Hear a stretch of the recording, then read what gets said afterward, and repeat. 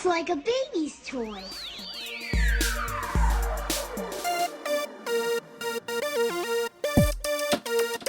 I'm totally Batman. Oh, man. Shh.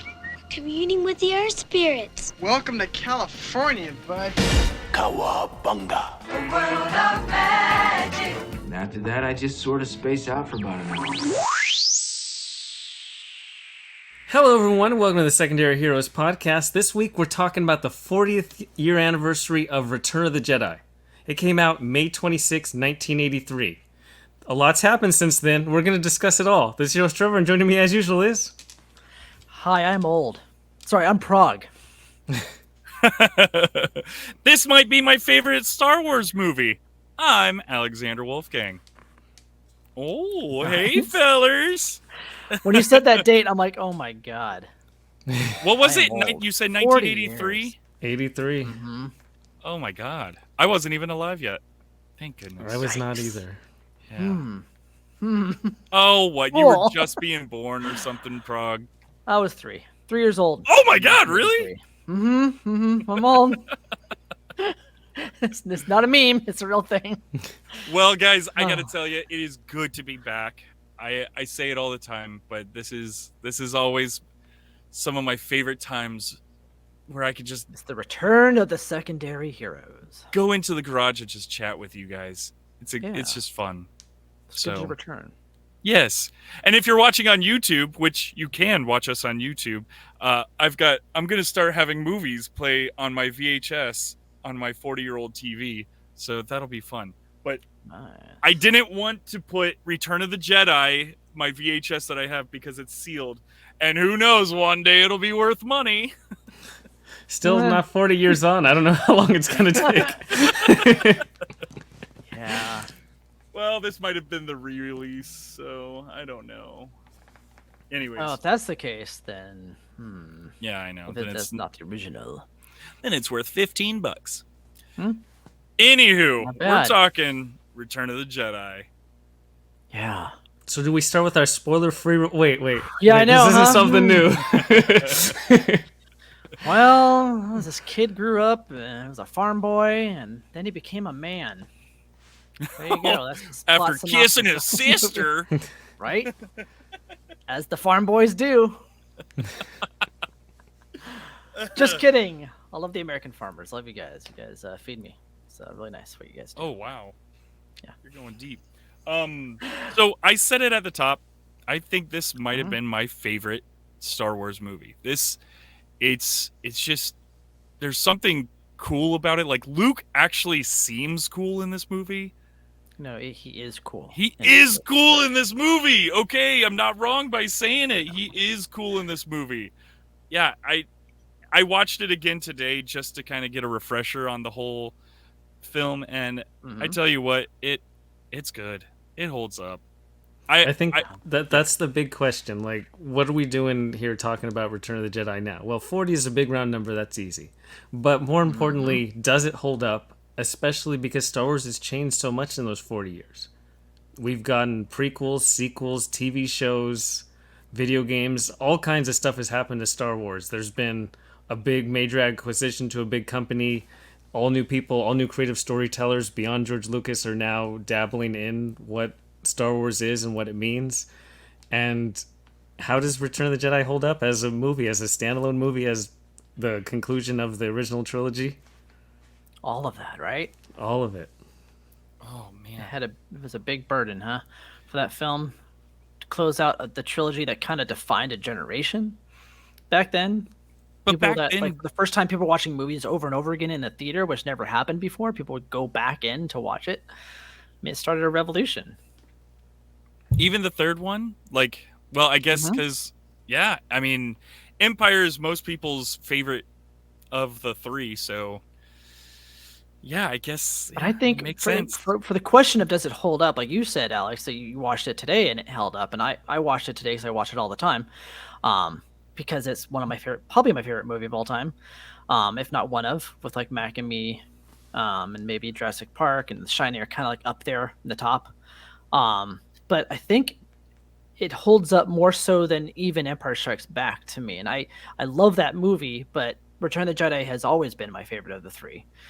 So it definitely holds up to the point where I had it on in the background while I was doing other things, and I was quoting the movie before all the quotes happened. Like I wasn't even realize I was doing it, and I'm like, oh my god, like I know this movie by heart at this point. Like I've watched it so much, and of course I had to watch the Blu-ray, which has the special edition stuff, which I don't care for. I think that's the one thing that has really hurt this movie.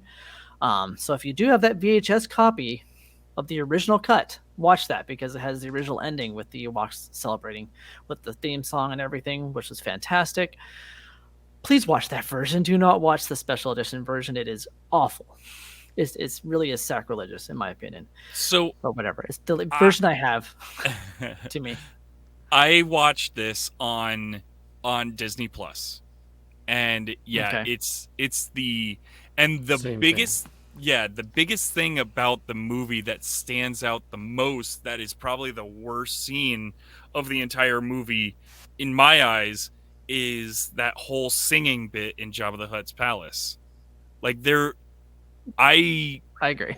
Couldn't wrap my head around what I was watching. I know that I've seen it in the past, and I even right once it started, I go, oh boy, here it comes. I know, right? You brace yourself. Like I knew it was coming too. I'm like, oh. But at the same time, I was like, okay, this is Disney Plus. Maybe they're gonna do the right thing and edit that stuff out, edit all that bad stuff out. But they left it in, and it was just, it's very, as the kids like to say, cringe. Mm-hmm.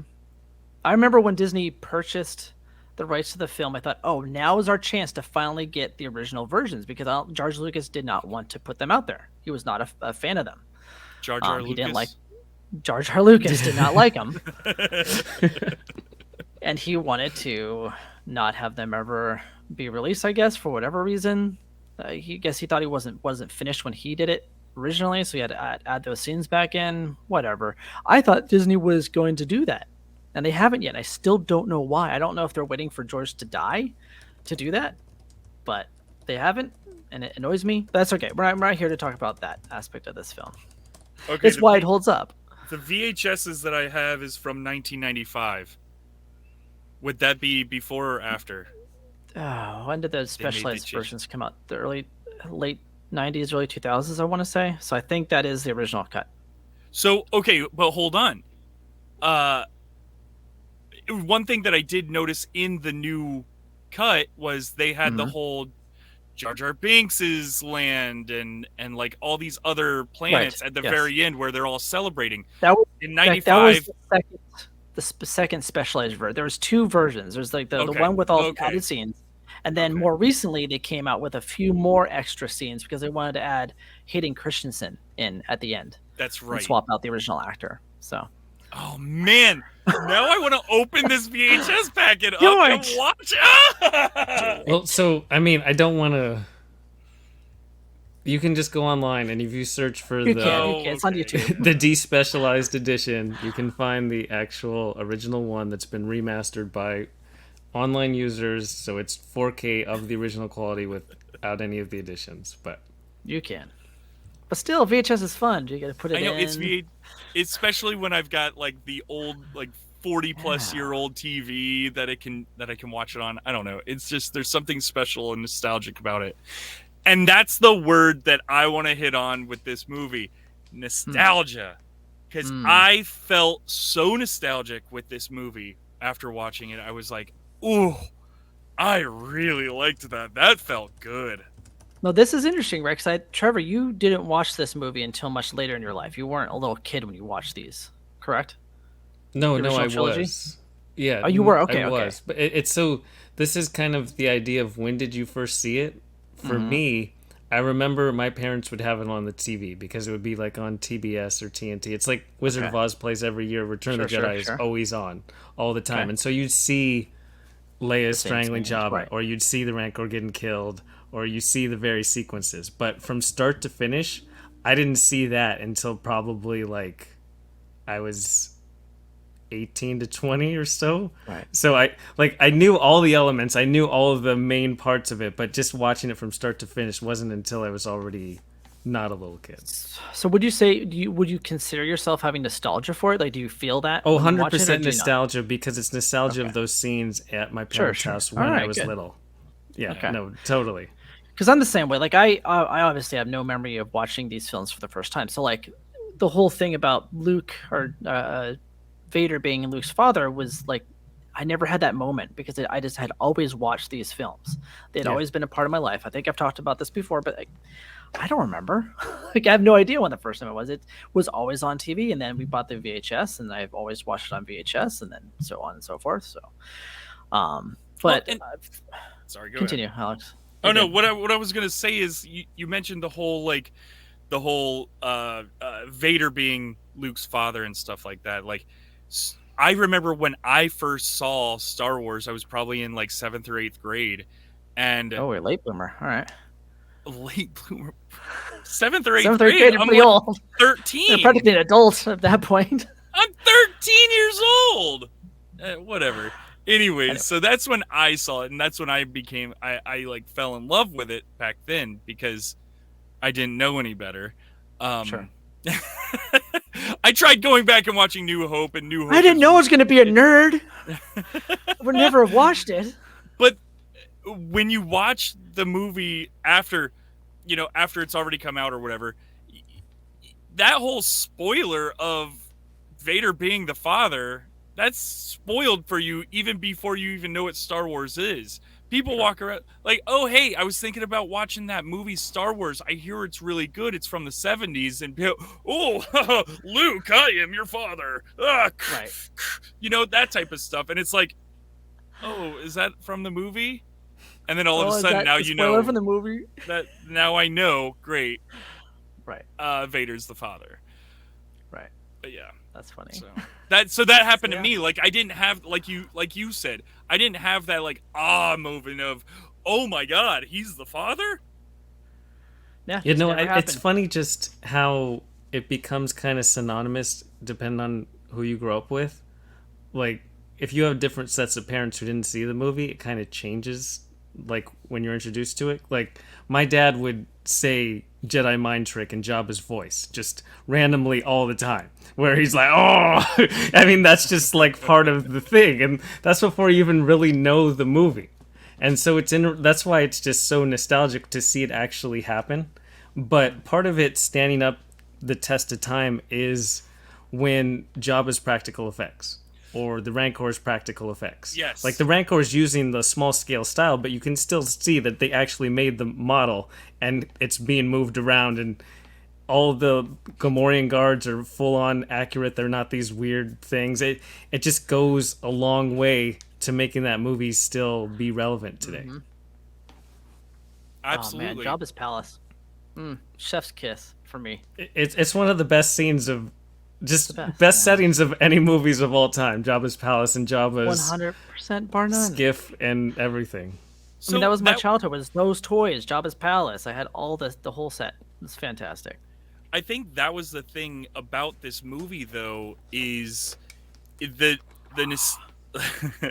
he's holding a Rancor. Yes. Yes, from my Yeah. childhood. I think I had this before I even saw the movie. That's Nice. awesome. But when I turned it on today, I was like, wow, this movie is darker than I remember. Like it's a dark setting, and it's kind of like dark things are happening. Like Mm-hmm. Jabba the Hutt is kind of a sexual predator as well. I mean, He's a gangster. Yeah, of course. Yeah. right, he's a gangster, but then you add in the fact that he's like 2 tons and he's got a tongue that's flopping around licking women with drool coming down, and he's shoving like little monster creatures into his mouth and eating them. Like it is bonkers. And then like you see when we watch Mandalorian, it's like now this Jabba the Hutt's got makeup on and is the It's sister or CG. something. It's CG, and it just doesn't look as good. When you get these characters and people inside the Jabba the Hutt, and he's moving the arms and blah blah blah blah blah, it looks great. Oh my god, it looks good. Yeah. It does. This movie why it comes holds up. off of Empire Strikes Back too, where there's that time gap. Like, we don't know what happened during this time period, but Han's been in carbonite this whole time, and we're trying to rescue him because Empire Strikes Back ends in a obviously sour note for our heroes, and they have to rectify that all in the start. And it's amazing how much action is in like the first 15 to 25 minutes of the movie, where we're right into it. Yep. Oh yeah, right. There's no slowing down at all. Like, we're full on momentum. Action is happening. Lightsabers out. We got to save the day. R2 is there. People. Oh, yeah. Just everything. Han's being skillful, coming back from being blind and just knocking the feared Boba Fett bounty hunter into the Sarlacc pit just by knocking into him backwards. It's great action. Him What? Boba Fett! that guy. Oh, it took me out of it. They did it. The Wilhelm scream. Of course, that's Yeah, what I said. you have Yeah, to. he got I hate Wilhelm screamed to death.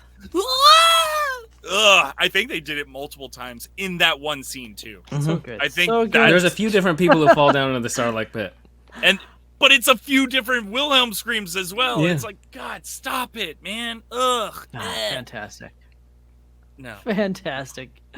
Okay, the one thing that caught me off that I've never really thought about when I've seen this movie before is one, I think it's silly that Jabba is locking up Han with Chewbacca in the prison. You never do that. Never lock up buddies together in the prison. Two, yeah, Han's blind, but he hears Chewbacca's growl and he goes, Chewie? Then Chewbacca growls again like Chewbacca does, and he goes, Chewie, is that you? And it's like, dude, you have literally spent the last like 10 years with this. He big just furry woke up. It's like a long nap. You don't know where you're at. Oh my god, dude! Come on, that'd be like your brother You going, tried to throw us in the "Hey, carbon, hey, it's me." What, brother? Is that you? Yeah, of course it's me, you idiot. You know what? But what saved it is Chewie sitting there and cradling Han and petting his head, and he's like, "I'm okay, buddy. I'm okay." I'm like, "Oh, you brought me right back, Star Wars. You brought me right back." Well, I think the thing is this is a kids movie. Like, that's what George Lucas came out and said. He's like, I made these for kids. They're kids movies, and I was a kid when this came out, and so like it seems like that weren't gonna bother me. You know, No, I loved it. But I feel I like mean, would've there gone still over are my head. adult themes going on. That's Right. what's so Oh, sure. interesting. Yeah, I'm not discrediting that. I'm just saying, like, that scene like that would, as a kid, I would not. Yeah, have no. it. I'm No, of thinking course. more of just like the whole. I feel like Salacious B. Crumb is just there to appeal to kids. Like, he just goofily laughs at just Worked for me. inopportune times, and people are like, "Oh, he's laughing! I'm laughing! Everybody's laughing!" We're having a great time. But on the same point, we have Leia in this metal bikini, choke like with a collar around her neck, and she's chained up, and it's very improper. Like, I don't think they could do that today. I don't think they could have done that back then. They still did it. Well, not even George? just that. She's Concerning. choking Jabba the Hutt to where he's gargling his own Classic like, scene, one of the best Oh scenes my ever, where she gets God, distracted and his tongue's all. Aw. Like that's some heavy duty stuff, man. And they all blow up. It's great. The explosion is very, very good for the time. That is very good. The barge explosion is fantastic. Yes. But the CG Sarlacc. Good God, that was bad. The original one is just like a few little spikes in the desert. Like, that's it. Like, it's just Yeah, but literally a that sand worked. pit, and there's some spikes. And it worked, right? all you That's all you need. It worked. I don't need this stupid thing coming out of it with the mouth and everything. No, that was the mouth. That was the whole point of the pit. Right. And what's really good of just like the Sarlacc or Jabba or Rancor, the creatures of Return of the Jedi are the best in any of the original 3 Star Wars movies, in any Star Wars. Just to have the Rancor with the Sarlacc plus Jabba the Hutt plus the Ewoks, just the creatures Yes. in Return of the Jedi is All the like creatures none of are the other pretty movies. Top notch, man. It's agree. creature movie for Fortuna, sure. all of them. They're all so good. And I think I love that you brought up the Ewoks, because I think it was the combination of Max Yoda, Rebo, shout out. Yoda and the Ewoks that, as a kid, I remembered this is my favorite one. Oh, and the speeder Yeah. bikes. The speeder The bikes. speeder bike. Oh my God, That speeder bike yes! scene just. Oh, I love They it. get It the looks the so Scout bad. Troopers is a brand new Stormtrooper design. Yeah. Like just that scene alone, like, is better than probably the rest of Star Wars altogether combined, in my opinion. It's pretty good. But that was me. Like, I was a kid. Like, I love that stuff. Why wouldn't I? But here's the You thing know, is, speeder like, bikes. they spent time on emotion on a lot of things too. If an Ewok got shot down, another Ewok was like coming to grab him. It's and so say, "Come on." sad when the other He's like, Ewoks come on, mourn let's the go, let's go. And then he turns back and he's like, he's not Yep. coming. He's like, oh no. And he like gets down on his knees and he cries. And it's like, in other movies or TV shows, we would have been cut off that a long time ago. Right. This, we're spending time with this emotion, and it's like, this is a teddy bear, and I'm getting emotional over a teddy bear for a split second. It's wild. Yeah, And I then wonder those if teddy Spielberg bears. rubbed off on him there, Yeah. because I think that felt very Spielbergian to me in that Mhm. in that movie. I can see So I that. think there was some of that there. Gotcha. Yeah. Yeah. Well, they were like best friends. Yeah. And then we have the juxtaposition that these stormtroopers with their advanced armor are knocked out by rocks on their head. Yeah. Oh, yeah. And Yeah. That That ticks off end a lot of people, sequence with but I love like it. various I mean it was like Peter Pan, like the Lost Boys The going Lost Boys, against yeah. various things, and man, the idea that, like, I know the CGI is not good at all, but the walker that slips on the logs, Oh, yeah. iconic. It's like wobbling. You're like, whoa, watch out. But, I mean, think about it. That was really good stop motion that Oh. someone had to sit there and like make it look like it's slipping on rocks. But when you like I made it a point to like stare at the feet and see what they were doing, and the feet are just like hovering over the logs, and it wow. But once again, that's something you would not notice as a kid because you're not No. fixated on that. Yeah. Well, we also don't notice it either because I mean, like for myself, I was watching it on a CRT TV. That Like too. you're not going to It's see not in those type of 4K up on Right. some Yeah. big, like, Exactly. 65-inch TV. IMAX Look screen. at that! Yeah, exactly. Yeah. Yeah, and I was watching it on my 5K monitor here in my office. So yeah, Okay. And I I could wonder see how much the- that impacts future Star Wars, where they have a different degree that they're analyzed. well, Yeah, they're not going as to be held to the same standards because they're not made back in the 70s and 80s. as Right, us they're elderly modern films. die off, nobody's gonna care. I'm the elder. I'm 5 years behind you. Yeah, I know that the Ewoks were also a big deal with adults that went to go see this film because as a kid you're in like a different world where you're not really aware of what adults think and say and do. So like as a kid I had no idea that the general reception of the last Star Wars movie was bad. Like I always thought like, well, I love this movie as a kid, therefore it's the best Yeah. Star Wars movie. And then you grow up and the internet happens, you find out that all these adults hated it. Like, what? You hate the Ewoks? How do you hate the Ewoks? They're hilarious. They were adorable. and adorable. Like, what are you Wicket talking about? was the cutest thing ever. When I he wanted climbs to have on a the speeder bike and he's Right? like screams and stuff, that is just money. fantastic. I didn't get it. But like I think that kids watch these movies different than adults. And there was a point where I was working for Spirit Halloween and it was right when the Clone Wars show was coming out. And it was a cartoon. I'm like, I don't really know if I like this idea and it seems kind of silly as a cartoon, whatever. But like it was the most popular costume that we had, bar none. Like everything was Clone Wars back then. So kids were like into Clone Wars, but they weren't as into the original trilogy as everyone else. They're into the prequel stuff. And I'm like, this is weird. It's like, because that's their nostalgia. That's what they like, is Right. those films. And I'm like, yeah, but they're terrible. Like, well, if you watch the original Star Wars films, there's a lot of terrible stuff in it too. So maybe you just got to watch it with kid glasses on, I guess, some of it.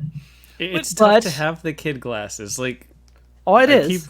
keep referencing the Mario movie just because I remember critics' reviews came out. They always come out Mm-hmm. beforehand, and it got absolutely slammed. Like, oh, this is terrible. And then audience score was like 96%. Like critics was like Right, right, 48% or something.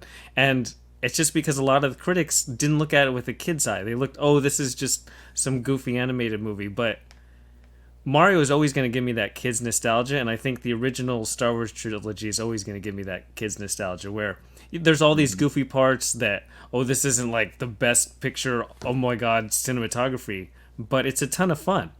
The Right. original Star Wars movies are a ton of fun, and Return of the Jedi is peak fun of the three. Yes. Like, you Oh, can yeah. tell that everyone on the set is having fun. The people designing all the costumes, the people in the costumes, all the actors are just having a ton of fun.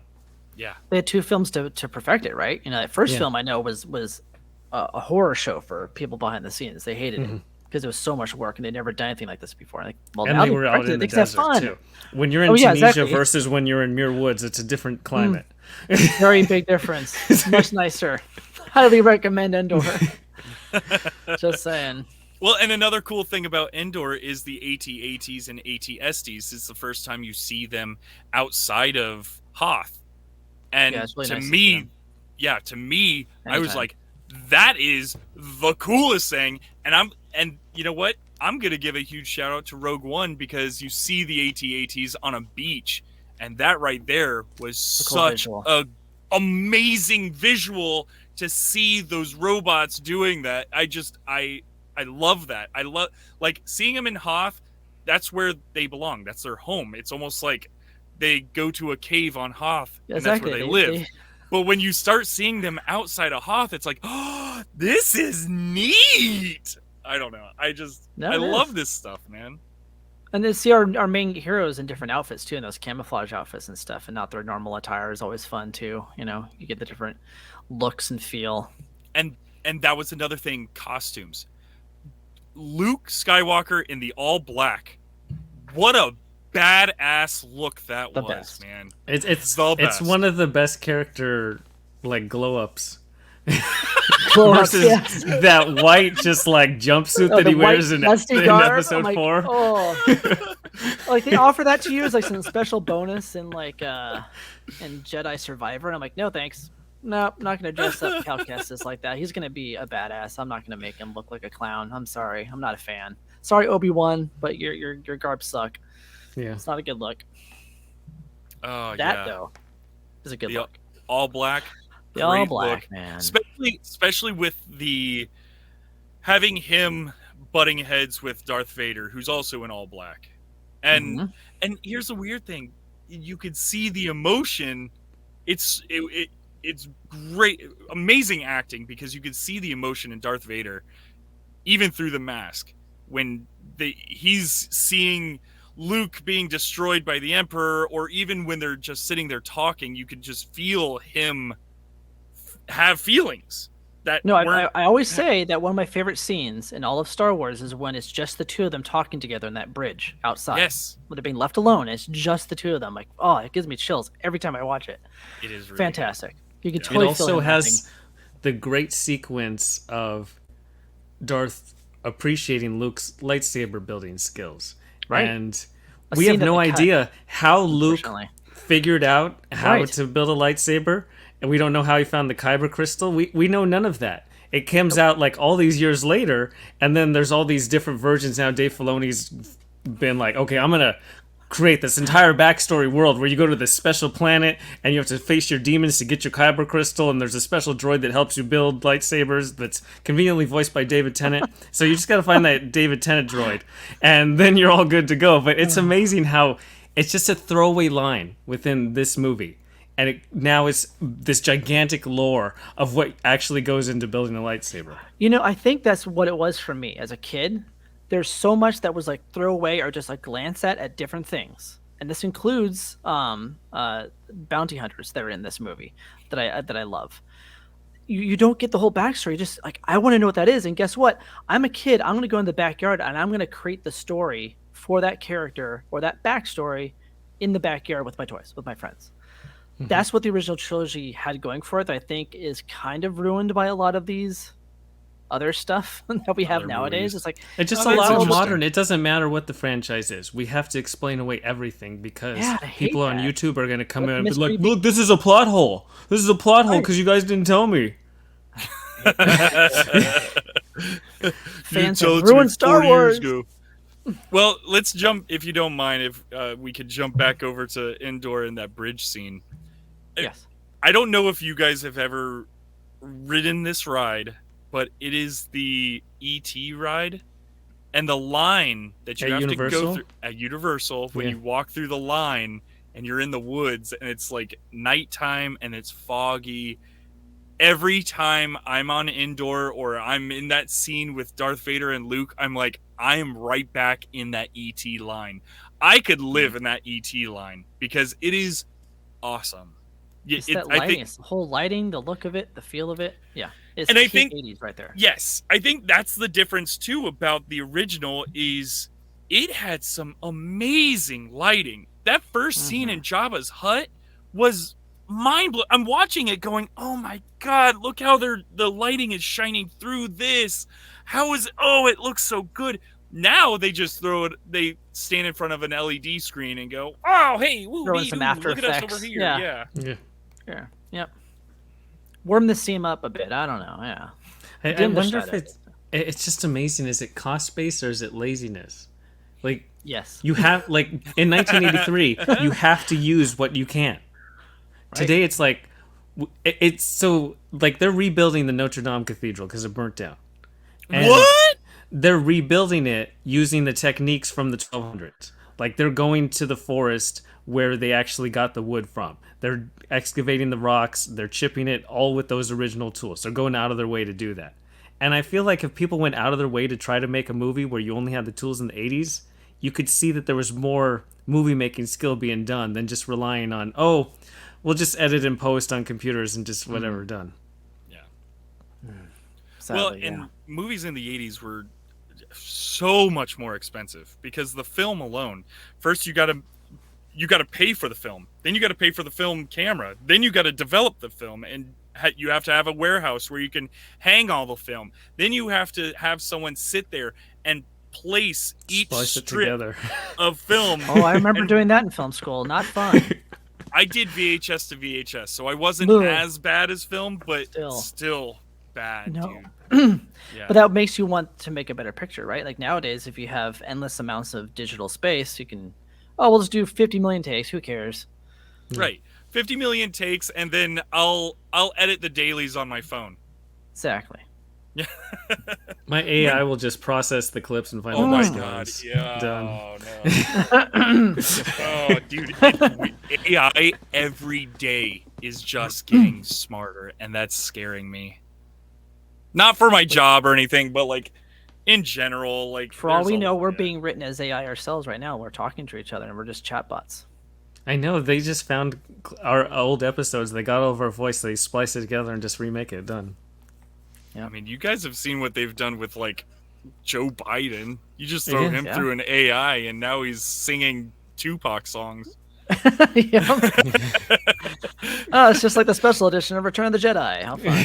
Yes. Oh no, what do we do? Oh, God, that song.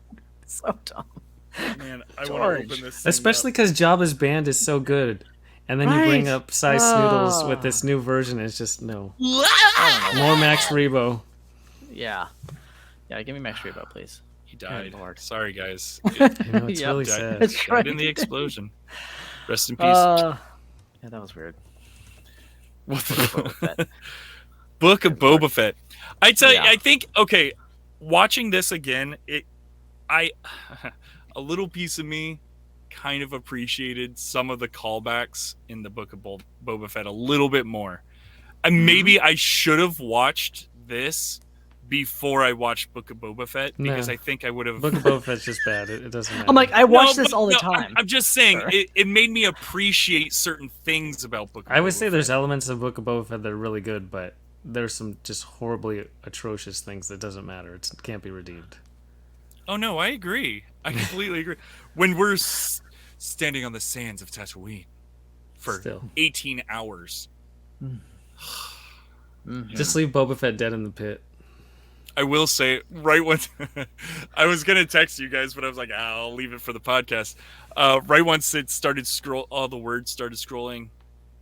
Episode 6? Episode 6. This is what's happening now. We are back on Tatooine and I'm like, Oh, we're back on Tatooine. All the time.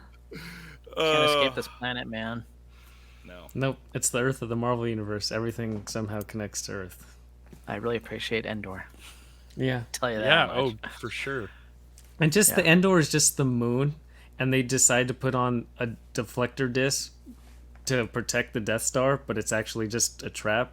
And I mean, honestly, it's a trap is one of the most like probably said lines ever, and it comes from Return of the Jedi.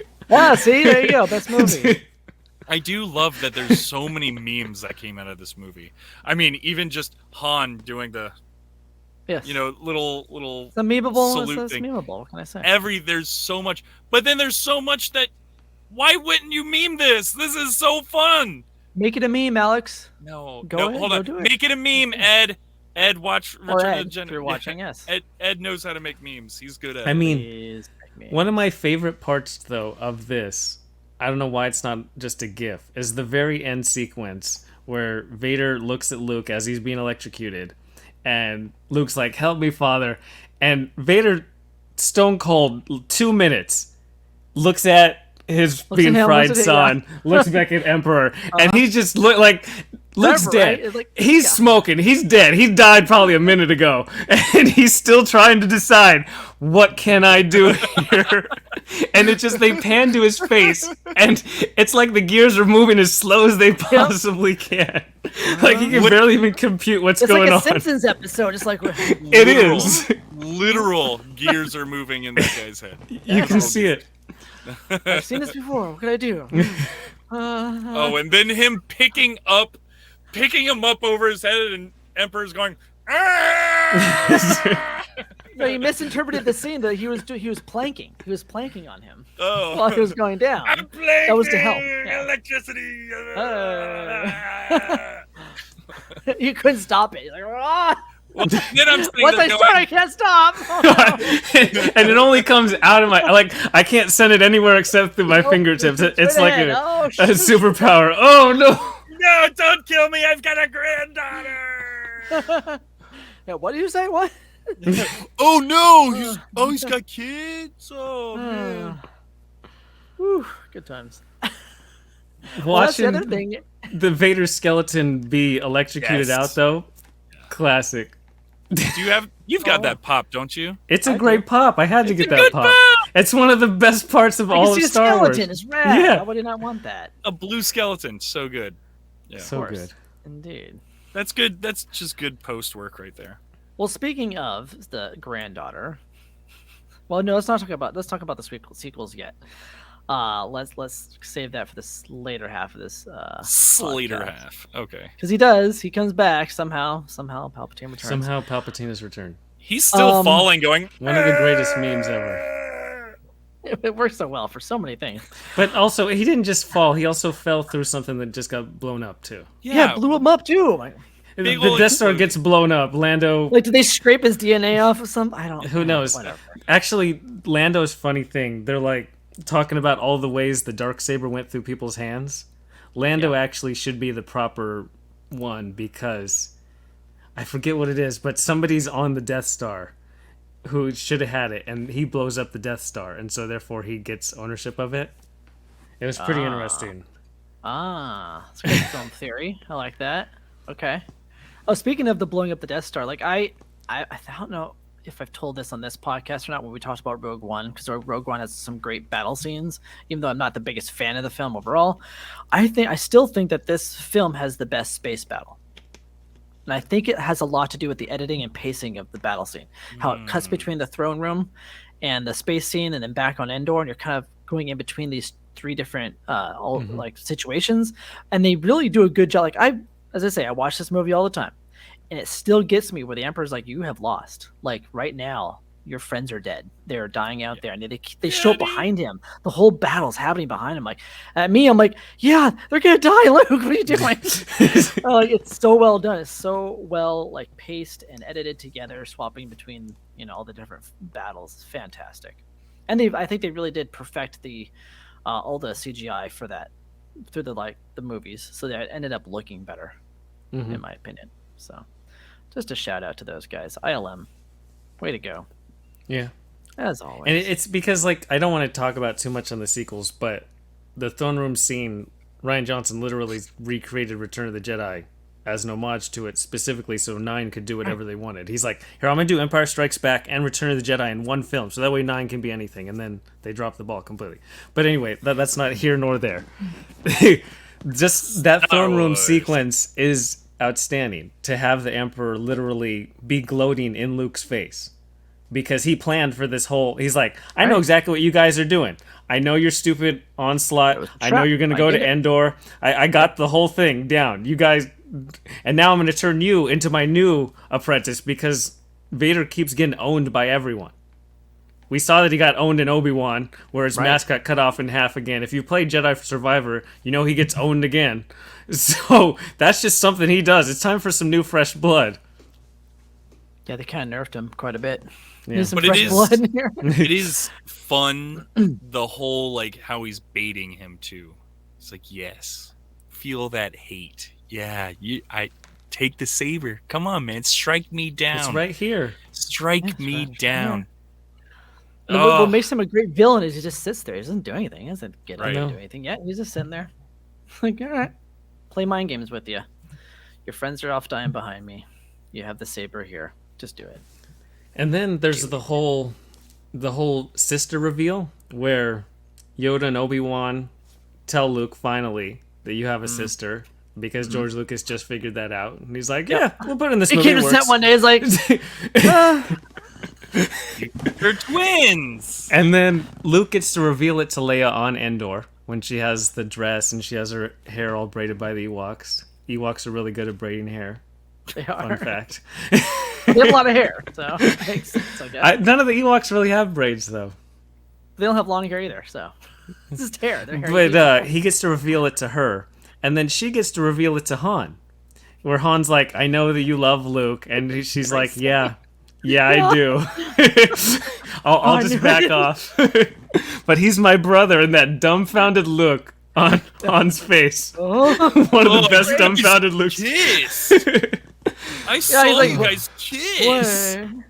Wait. That happened like a month ago. Ugh. Sure, this happened. As long as Vader takes to figure out what to do with Luke, that's how long Han takes to figure out what Leia's being Luke's thing. sister means. Wait, maybe they're related. Are we sure? Luke Yeah, isn't. Han's not Vader's son. Yeah, it's a switcheroo. I think we got messed up. Huh. Oh, what? But also, I mean, Darth Vader figures out that you have a sister because Luke betrays his thoughts, and he's like, "You have a sister," and then he throws the lightsaber, and it takes down the whole scaffolding. Yeah, he was not happy with that reveal. He's like, plot No. twist in my movie. Destroy the set. How dare you? Which fantastic set, another fantastic set. All that stuff on the Death Star where their paintings, like where someone meticulously painted every one of those stormtroopers in those wide shots where Yep. absolutely mind-blowing. It looks so good. And that's the thing is, like, it's little quality bits like that really stand out that, like, CG just can't capture. Yeah, the matte painting stuff is pretty nice, especially when it's not Right. too bright, so you can kind of tell. But like in those darker scenes, they work really well, I think. Yeah, especially when Yeah, you get that mirrored effect from the floor. Mm-hmm. Like the flooring is all like black mirrored. Oof, looks good. And the music in that scene is some of my favorite music in Star Wars too. It's that haunting rendition of the theme that's like almost, I don't know what you call it, like chamber orchestra type music in that moment where like you realize that like Luke is losing. He just found out about his sister. Yeah, things are going south, and that music is fantastic. It's like right up there with like Duel of the Fates for me. Just like really, really good stuff.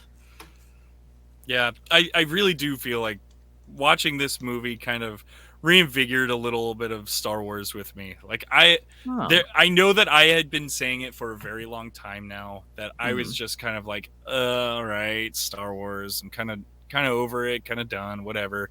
But watching this, it, you know, seeing Yoda and seeing Yoda as not a CG character but as a puppet, in the best way possible. I mean, you could see that he's a puppet, but at the same time, you don't care. You're in that moment with Luke, and you're in that moment with all these reveals that Yoda's dropping on him. Like, there is another Skywalker. Like, wait, what? You just died. Don't die on me now. Have you seen the memes where it's like, now as a mother, I totally get Yoda just dying after not wanting to answer any more of Luke's more questions. The entire time, I'm just thinking about done. that. It's a great meme. Yeah. Great meme. But think about that. Like, think about Luke.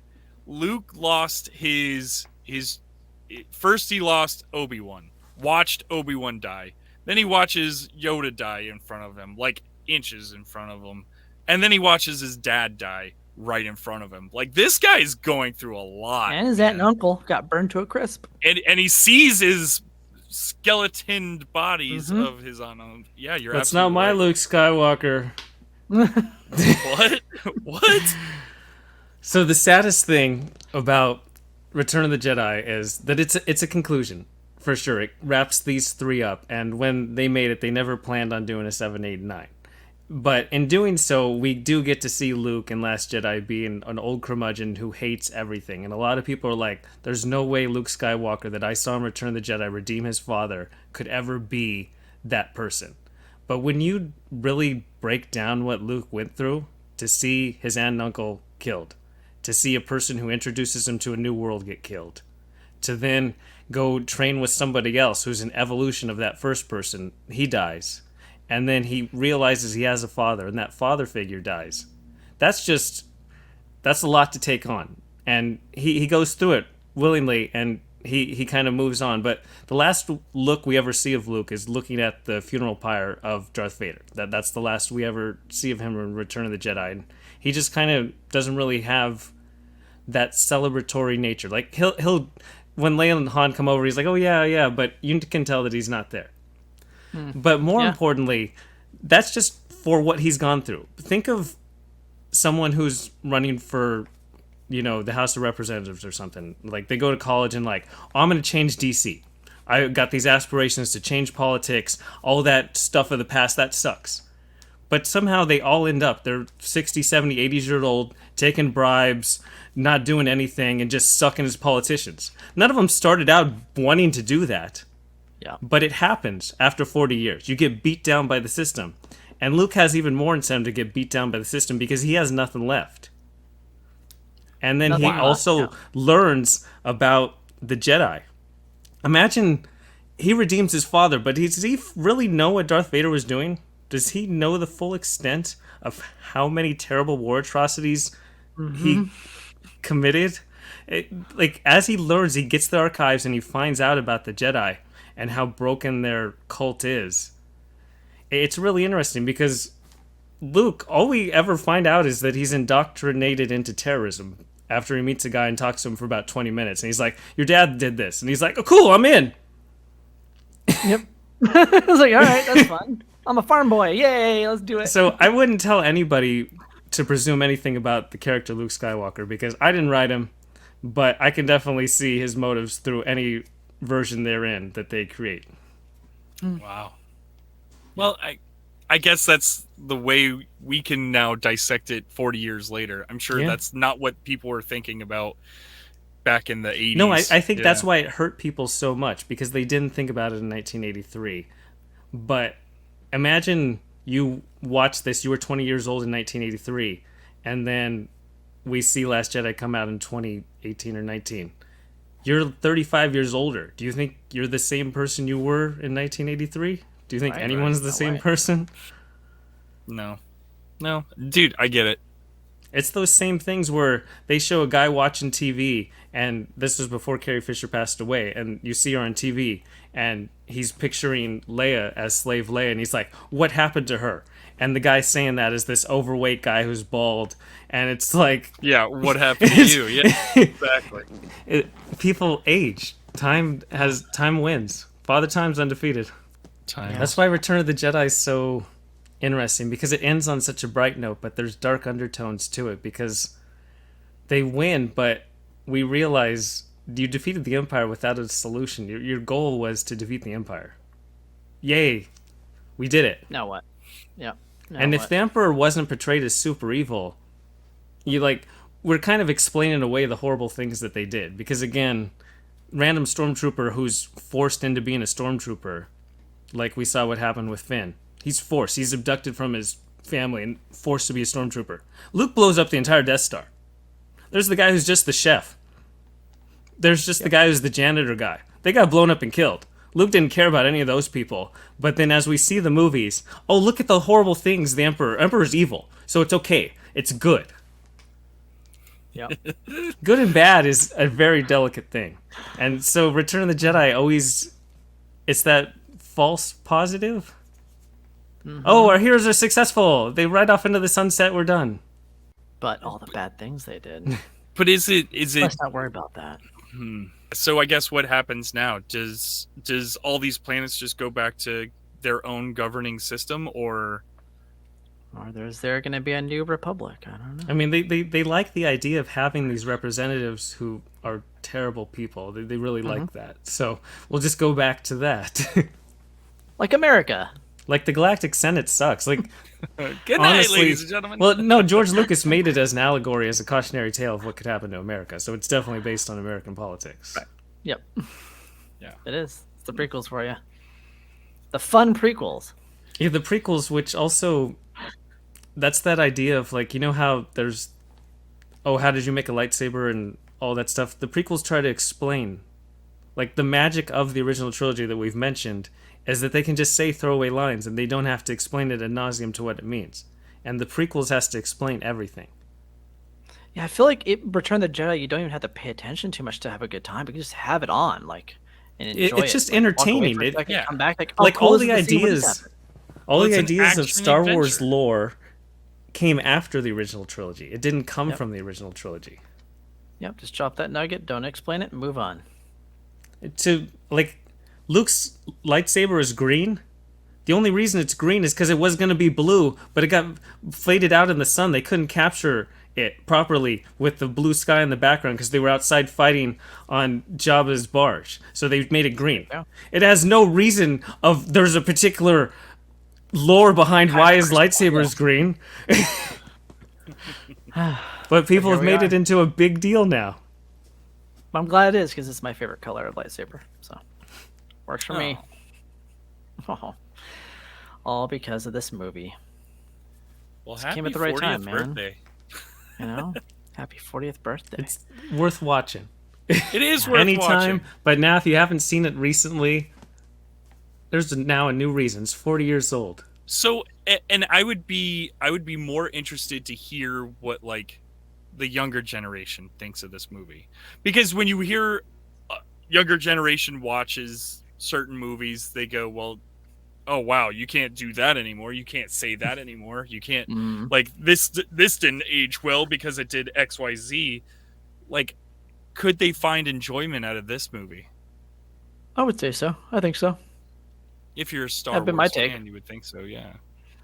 I don't know if I've like all my nieces and nephews seem to like the movie. Like, Yeah, I think wonder younger if generations do.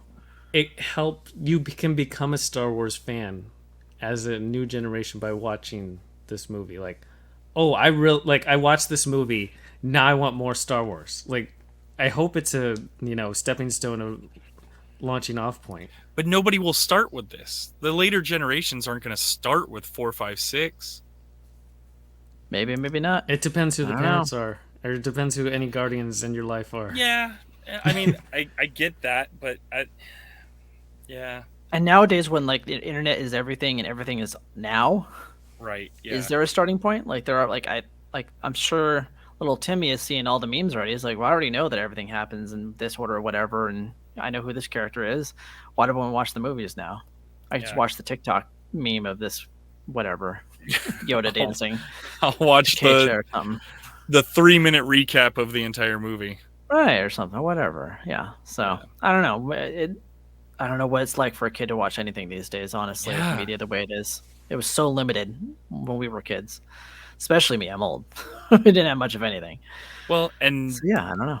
But that's the thing is like that. I feel like that's a whole nother discussion. Is like, where is media gonna go? Like, are movies gonna be 2 hours long anymore? Like, what would be the point? I mean, unless it's like a big epic, like a Marvel or whatever. So, interestingly enough, I don't have too many younger kids, but for some reason, Dune is the hottest one for younger kids. Really? People like Dune. Yeah, the younger It's- generation really likes It's Dune really a lot. weird. Yeah, I don't get Which it. you wouldn't but think, right? It's a long movie. That's Not a much dialogue. 3-hour movie and nothing happens. It's slow. It's amazing. But how do kids not sit on their phone for 3 hours? That's like turn off their phone for 3 hours. It's mind blowing. It's mind-boggling. No, that's the weirdest one for sure. I don't know. Yeah, I mean, unless they are just Zendaya, Timothy. going- I mean, it's probably the star power for these younger generations. I don't know. maybe. Zendaya's like not even in it. But she's In in the it, first- so that's all that matters. That's all they care about. Oh, we might see her in a dream sequence for 5 minutes. Anyways, Anyways. all right. Well, Yeah, so for Return of the Jedi, do you think you have greater appreciation for it after all of the recent Star Wars stuff has come out? Like, do you think it made No, it for like sure. well, like say so 1983 versus 93. In 93 it's been 10 years and there's no Star Wars stuff. In 2003, Revenge of the Sith comes out. So there's definitely a greater appreciation for the originals. Then 2013, it's now been another 10 years and there's been no Star Wars stuff. We have Clone Wars is just kind of like over on Cartoon Network and no one really cares about it. So I wonder if 2023, do we have a greater appreciation? Because since then we got the sequels and now we have Mandalorian, a bunch of like Disney Plus stuff is happening. I wonder if there's a great appreciation for the simplicity of just being an action adventure summer popcorn movie. I think It's after tough. watching it today, it made me appreciate where Star Wars came from. I have more of an appreciation again of like, and like I said, it's that nostalgia too, maybe for myself. But I said it earlier, it kind of reinvigorated my feelings on Star Wars. Like, I used There to you go. love Star Wars as a kid, and it was because of Return of the Jedi. Yeah, I think for me it's this nostalgia and pacing. It's such a well-paced film that you can't not have fun watching it. Compared to The Empire Strikes Back, which is a great film, but I think the pacing is off in that film. This one I can throw on any time and just watch it and have a good time. Cool. So, Really, yeah, I would agree with. I would say it would have the best pacing of any of the 3 original Star Wars movies, just in terms of fun action, while still having like the serious stakes. the darker stuff. Yeah, Right. well it's not just a balanced. goofball thing the entire time. Right. And it's interesting because like some of the best parts of Mandalorian or Book of Boba Fett, it's the stuff from like, oh look, there's a Rancor, that's super cool. You know, like they're bringing out the greatest hit parts of what it was, rather than being like, what if we created a new creature, like a brand new creature from scratch that was super cool and awesome, like Rancor? It's just not Rancor. That would be nice. Would it though? Like, why not just go with the Rancor? I agree. I like There's the Rancor a multiple lot. galaxies going on. No, You can have There's other all kinds of creatures. stuff to find. Happy 40th birthday, Return of the Jedi. My favorite film. Hopefully it does have a lasting, like, I know it has a lasting impact for Star Wars fans. We'll see if it has a lasting impact just in movie making, like the techniques used. And because it's one thing to be like, oh, here's the Rancor. It's different to be like, oh, here's the lighting style that we used, or here's these different elements of set decoration and all of that. Oh, I think a lot of that's dead. A lot of that stuff's dead at this point. Like, you don't need to build a giant set anymore. Unless you go like with like a super indie person that really wants to make a film like that once in a blue moon. Right. Big Hollywood's not going to do that anymore. But even as an indie, you to have the money to do that that. too. That's Yeah. the hardest part. Like, indies aren't making a lot of money. Anyway. Well, to everyone listening, be sure to watch Return of the Jedi. Now that you have heard us talk all about it, remember your favorite scenes. Tell us what your favorite scene is. Is there a particular one that stands out? And now that we've talked about 40 years of Return of the Jedi, guess what? movies celebrate all kinds of years in 2023. There's 30-year anniversaries, 20-year anniversaries, 10-year anniversaries. Maybe we'll talk about other movies on future podcasts. I love diving into these older movies again, man. You're sparking my nostalgia all over. I love it. Me too. And then we didn't tease it at the start, and we've already talked for an hour, but I do want to talk about a Volume 3, a third edition of another movie that just hit theaters. What movie? It's a small indie film. It has not much pedigree at all. It's called Guardians of the Galaxy. Oh, nice. It's based on a niche comic strip that has become big household Not name. niche So anymore. Volume 3 is out. It concludes James Gunn's trilogy with Guardians of the Galaxy and his work on Marvel. And so the question is it worth your time? Do I need to go out to the theaters to see it, or can I just wait for it to come out? Because that's a big question now. I think that definitely happened with Ant-Man. For sure, people were like, I'm just going to wait, and now it's streaming. So you can watch it on streaming in case you do want. But so is Volume 3 worth going to the theater? Is it worth taking your time to not just wait? Like, do you need to see it now? Like Alex is shutting an SOS at us that he wants to talk about this film. No, I didn't see it. I know. Okay, That's but why I we have can do a good excuse. podcast about it.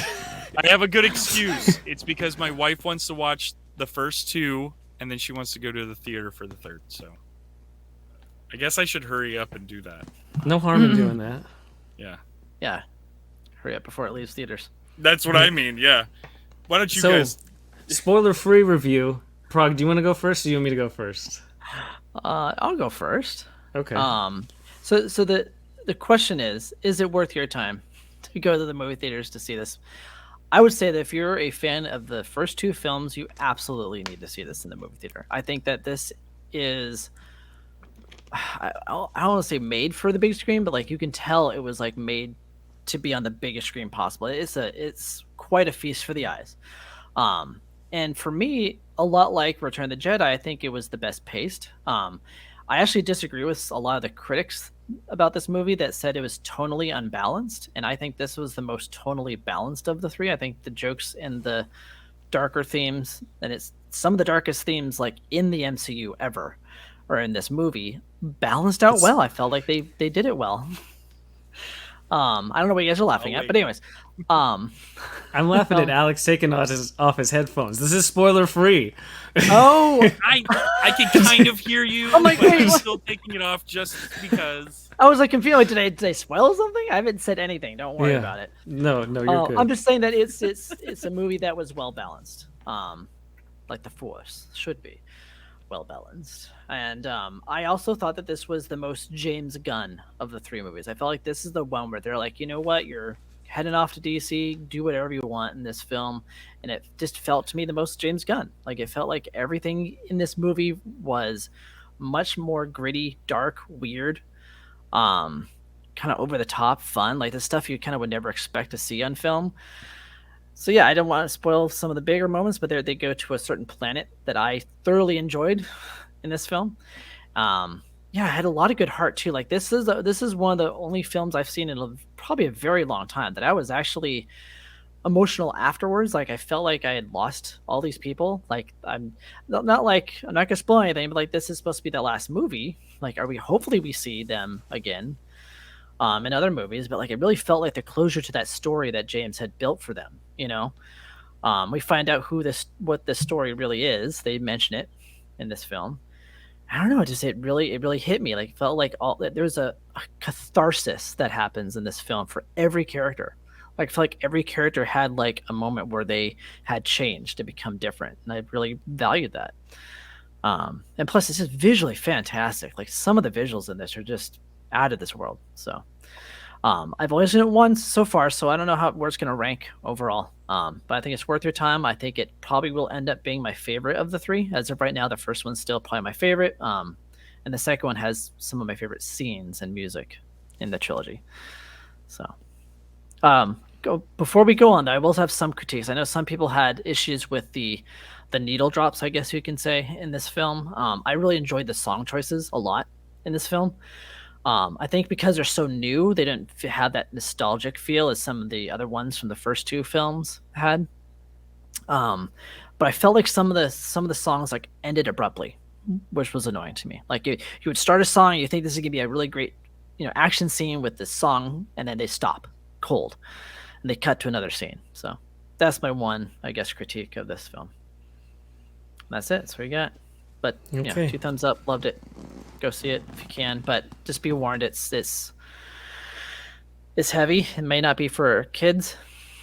So if you have kids at home that want to see this movie, I don't know. I don't have kids. So I don't know what to tell you. Raise your kids however you want. Don't worry, I'm not gonna bring my 2-year-old to go see this. Yeah, don't do that.